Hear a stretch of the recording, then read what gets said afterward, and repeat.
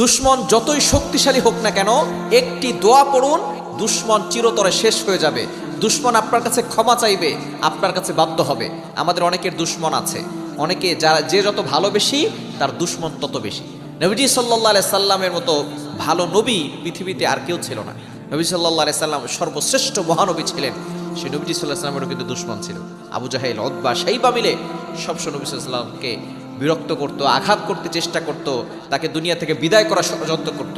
নবীজি সাল্লাল্লাহু আলাইহি ওয়াসাল্লামকে তারা দুনিয়া থেকে শেষ করে দেওয়ার জন্য পরিকল্পনা করেছে।